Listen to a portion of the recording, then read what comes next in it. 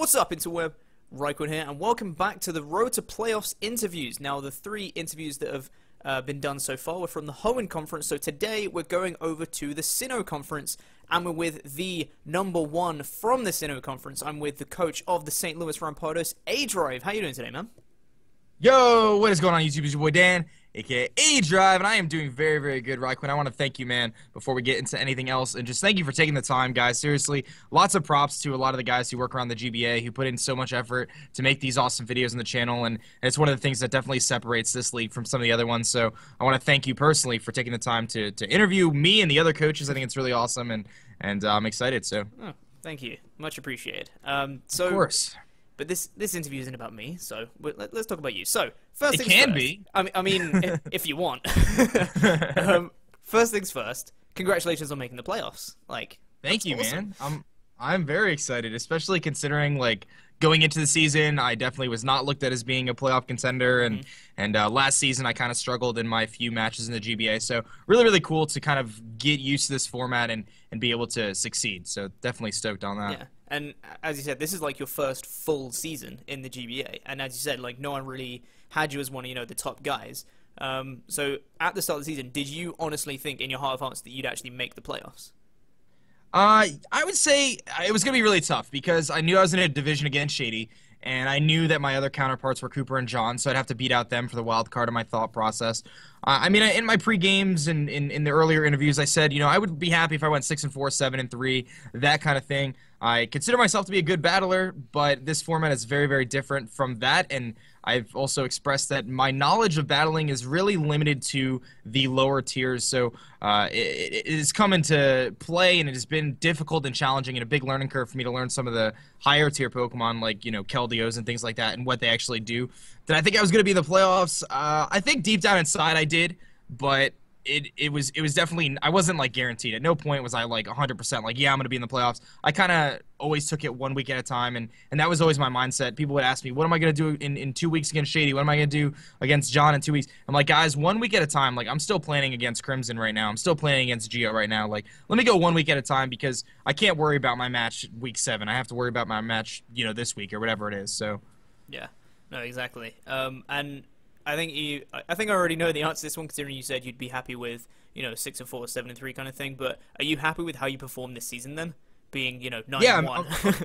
Yeah, I mean, I'm very, very happy. I think I played pretty well. I think a lot of people are gonna take a little bit away from me and say that I won from hacks and things like that, and I'm not disagreeing with that. There was a few matches that I did get a little bit lucky, and I think everyone experiences that on both sides throughout a long season like this. Am I happy with 9-1? Absolutely. I would have loved to have played Steve the last week, unfortunately, and I'm not very happy with my performance against John in week 6. But all those things aside, I think I played pretty well, and I think I showed a lot of people that a lot of the things previously thought to be true about the GBA in this format are not necessarily true in every scenario. I showed a couple new things that you can win with a shallow team. My team isn't very deep in terms of my 11 Pokemon. You could also win with a defensive team, which I think has been shown, but I think I was able to kind of really emulate that strategy and make it work without being super, super stally, at least. Yeah, agreed. And obviously you said you were happy with your performance, and there's not much that you did wrong per se, being 9-1.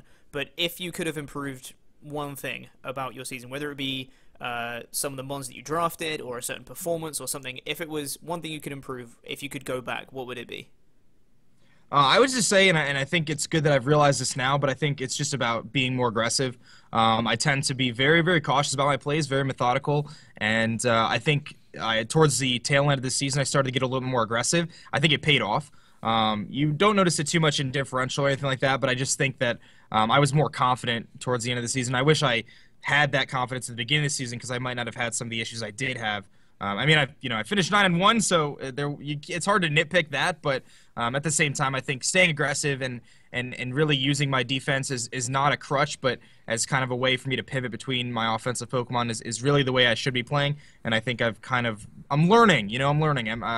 The competitive scene is not something I'm very, I don't play a ton of competitive. I play the GBA, I play Showdown every once in a while, I battle against my viewers, but I really rely on just my knowledge and my preparation more than anything, but I think when it comes to the actual battle, picking up that aggressiveness and really being, not afraid to keep the momentum up and keep the offensive up, as opposed to trying to stall and bore my opponent to death. It's a little bit different of a strategy, but I'm learning, and I think it's going to be. I think it showed at the end of the season. I think it's going to show in the playoffs as well.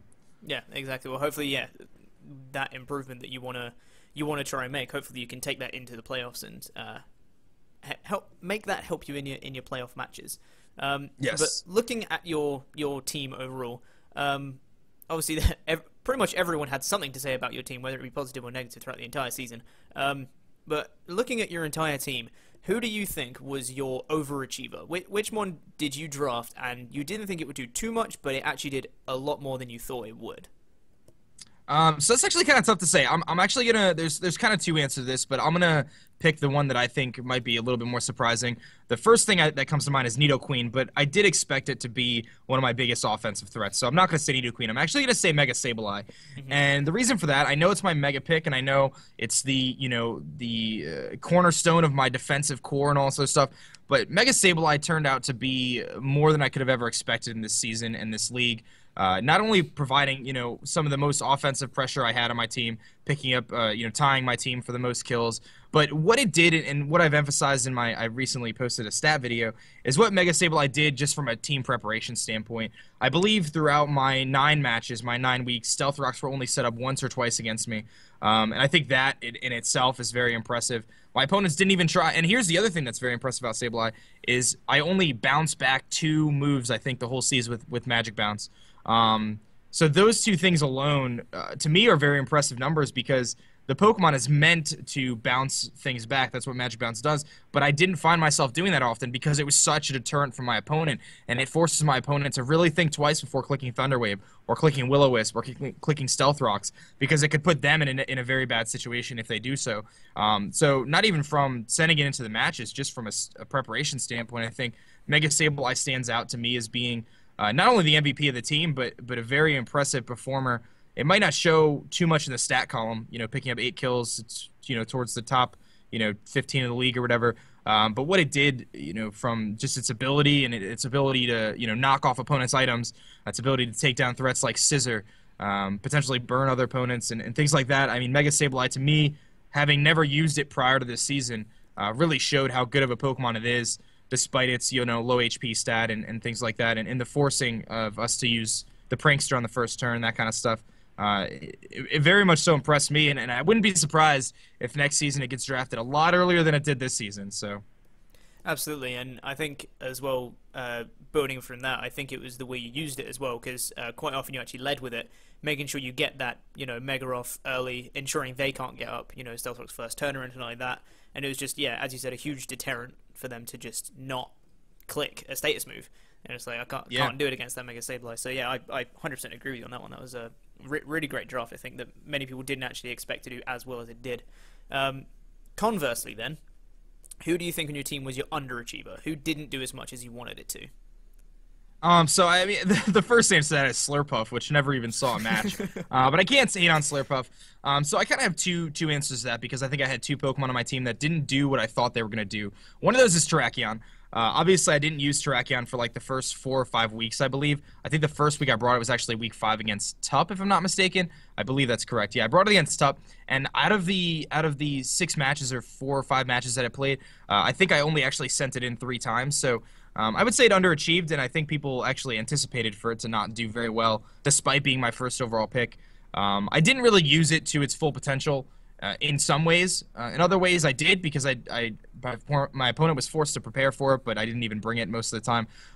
So I would say that Pokemon, but I think the Pokemon that stands out the most to me was actually Volcarona. I drafted Volcarona with the intention of having it be my big sweeper, my big setup sweeper that would decimate teams. I saw, in season 3, it put in some serious work, sweeping teams completely, 4 or 5 kills at a time, and that's what I envisioned for Volcarona, and that's a lot of what I built my team around. Drafting Mew to allow me to have a really reliable defogger, probably one of the better ones in the game. Drafting Mega Sableye to keep hazards off the field, and Volcarona could come in and really have an opportunity to set up and sweep. But I found that in my team preparation, it didn't really line up to be the Pokemon I wanted it to be, and I learned that it doesn't fit my style.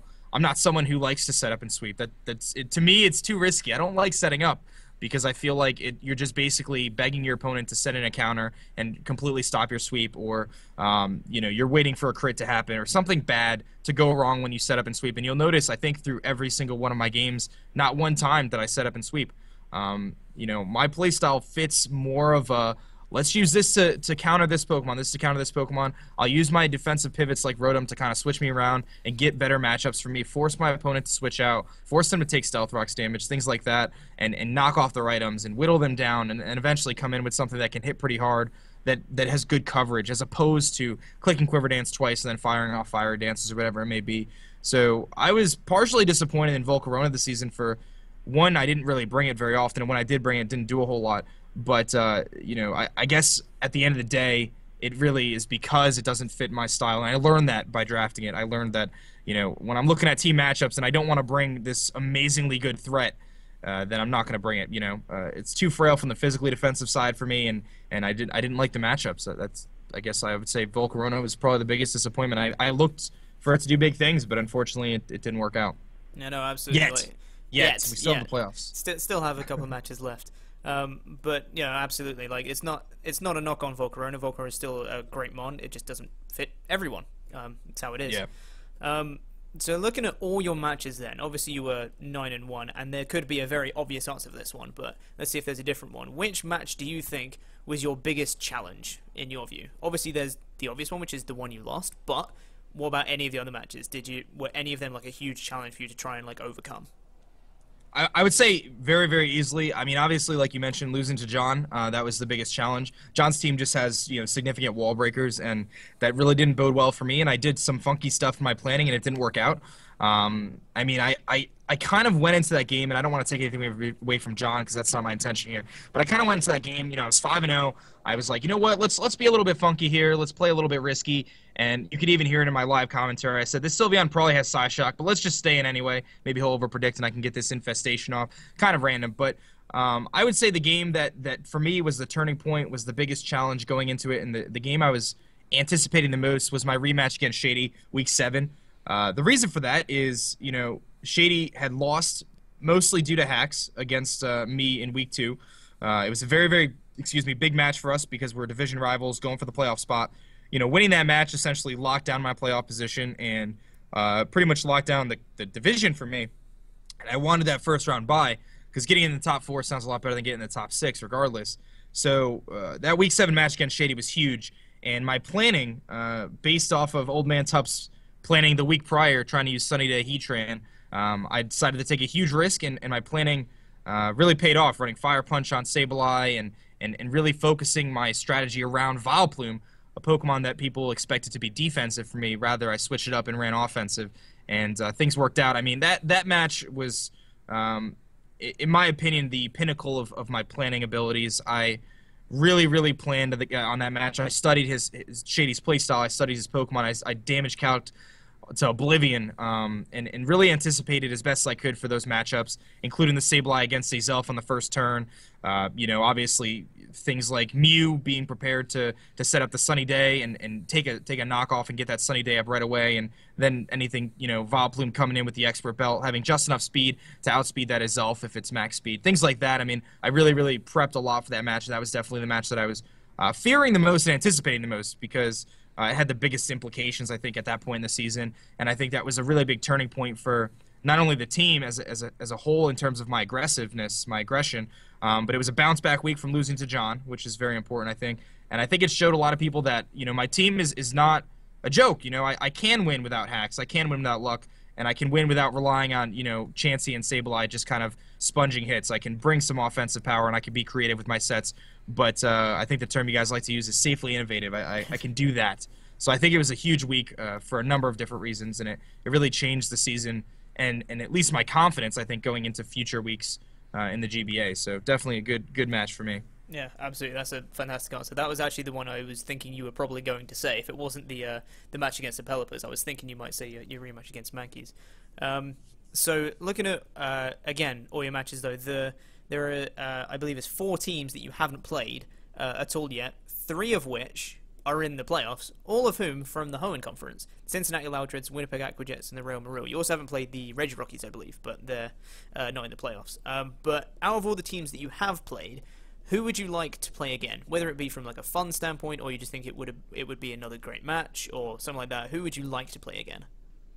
So I guess there's two answers to this, and both of them are very likely. We have John facing Shady, so I'm going to be playing one of those two. And the first part of me says I really want to play Shady again. From a confidence standpoint, and I hope no one takes this the wrong way, I mean no disrespect at all to Shady. He's an absolutely phenomenal battler and a great friend. But from a confidence standpoint, I would say I'd rather face Shady again, just because I have had the upper edge. I like my matchup against this team, and I think that it would be a great match for people to watch, and it'll be a great match to battle against. I would love to prepare one more time to face Shady.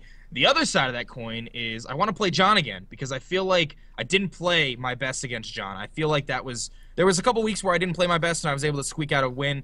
I feel like I got decimated against John, and if you look at it, it wasn't that bad, right? If he didn't have that Focus Sash Sigilyph, you could make the argument that I actually win there. I kill the Sigilyph, and then close combat the Staraptor and the Kyurem, and I win because they were both banded.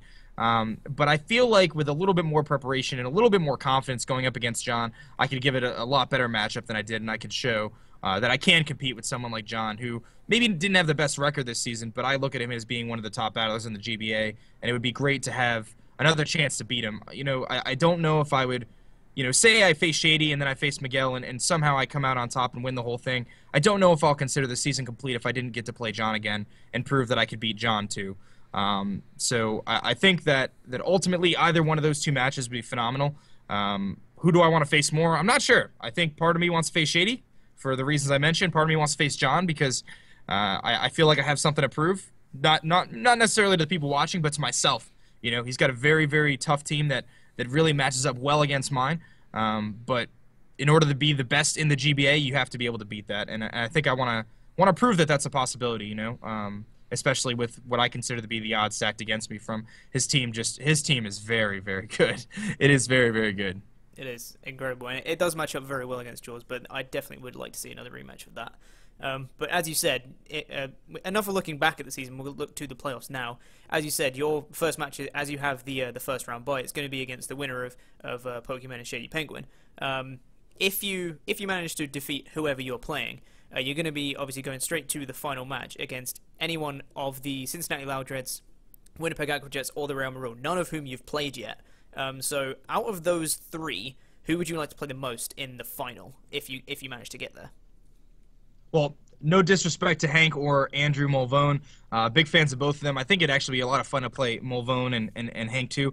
But I got to say Miguel. I think not only do the GBA fans want to see the Rampardos versus the Real Marille, and I might just be a little bit cocky by saying that, but I want to see that. I want to see the Real Marille versus the Rampardos.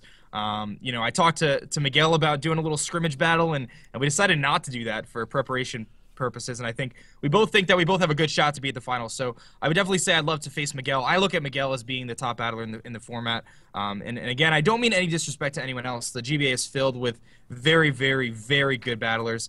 But I look at Miguel as being the creme de la creme, the cream of the crop. He is the #1 battler, in my opinion, in this league.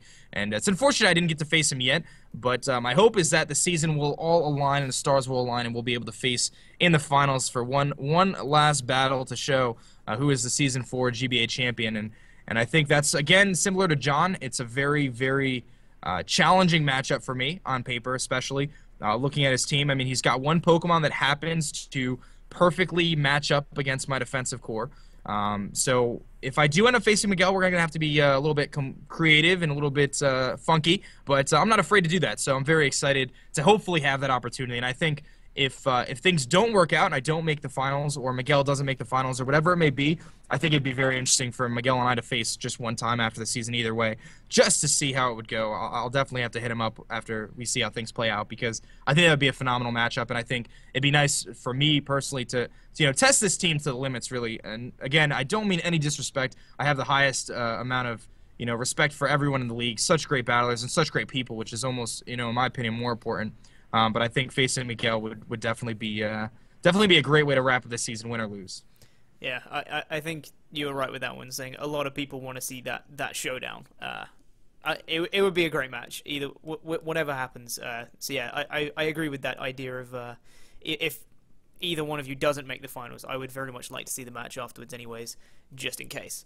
But the last question I'm going to ask you today, and probably the most important one, is: are you going to be crowned the GBA Season 4 champion? That's certainly the plan, man. That's certainly the plan. I don't intend to lose. My goal is certainly to win every single match, especially moving forward here in the playoffs. We finished 9-1. I think that was very, very good and impressive. I'm very happy with how we finished up here. I like my matches going into the playoffs. We basically have to win 2 more matches, and then we'll be the champion. I don't know if I'll consider this season a complete success if I finish top 4. I want to finish, number 1, and I think it's definitely a possibility. Do I think 100% I'm going to be that champion? I don't know. I guess we'll see. But definitely pretty optimistic. I have a lot of confidence moving into the last couple weeks here. I think that my preparation has stepped up throughout the season. Towards the tail end, I feel really good about the sets I've come up with, and I have a lot of creative ideas, especially if I get to face Miguel. So I'm very excited for that. But, like I said, 1 week at a time. So, Shady or John, that's on my radar next. We'll go there, and if we're able to come out with a nice little win there, then we'll put our sights on that championship. And my plan is if I get to the finals, we're not losing. So I'm ready to rock. Awesome. Well, I think that is going to wrap up everything for today. So thank you very much, aDrive, for coming on and doing this interview. And thank you, man. Again, seriously, guys, make sure you guys show some love to RhyQuinn and all the other guys, the writers and other people on the channel who have been putting out the awesome content. And I know your links are going to be in the description. So, guys, please do me the favor here and make sure you guys follow and subscribe and stuff like that to all the amazing people who make this channel work. It's very, very challenging to run a league like this and continue with consistent content on a hub channel, especially when you have so many different players and stuff like that. So thank you again, man, for having me out for this interview, and let's go Rampardos. Well, thank you very much. So thank you very much for watching this interview. Stay tuned for more. We have 2 more to go, just 2 more interviews to go, and then the playoffs are going to start, and we are so excited. It's so close. It's going to be on Sunday the 19th, I believe, is when they start. So it's not long at all now. I'm excited. I will see you guys in more videos very shortly for more playoffs interviews and other content stuff. See you guys soon. Toodaloo.